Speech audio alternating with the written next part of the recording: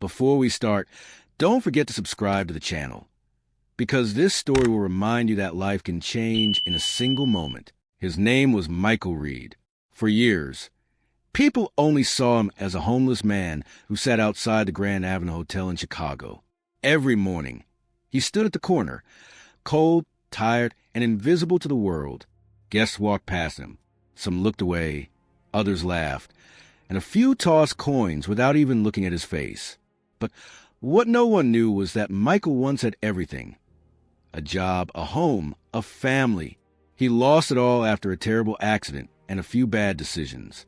Life took everything from him, but it could never take his mind, his kindness, or his faith. Every day, Michael watched rich businessmen walk in and out of that luxury hotel. He'd say quietly, "One day, I'll walk through those doors not to beg, but to belong." Most people ignored him, but those words stayed in his heart like a promise. One cold winter night, as he tried to sleep near the hotel gate, a little girl came up to him with her mother. The girl handed him a sandwich and said, "Don't give up, mister. You look like a good man." That small act of kindness lit a spark in his soul. That night, Michael decided his story wasn't over. He started collecting bottles, cleaning cars, and doing small jobs. Whatever little he earned, he saved, not for food, but for a future. And every evening, he would read old business magazines from the trash, learning about money, companies, and real estate. He studied silently, right on the streets. Years passed.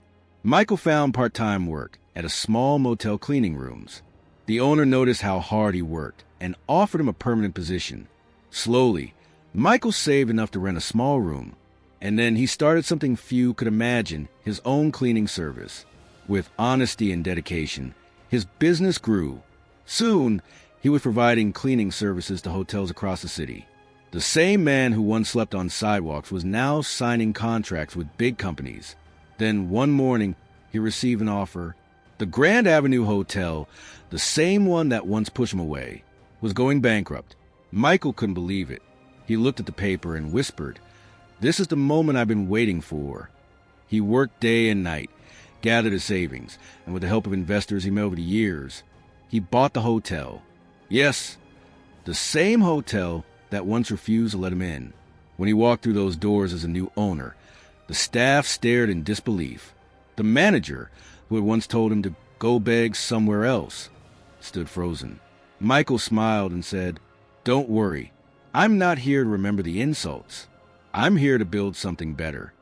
He renovated the hotel, hired people who had struggled like he once did, and created a place where everyone was treated with respect, from janitors to guests. Months later, during the grand reopening, a reporter asked him, "What does it feel like to own the same hotel that once ignored you?" Michael smiled and said, "It feels like a dream that finally stood up after sleeping on the sidewalk." And from that day forward, his hotel became known not just for luxury, but for humanity. He proved that even when life throws you to the ground, you can still rise if you refuse to stay there. Moral of the story: your past doesn't define you. Your comeback does.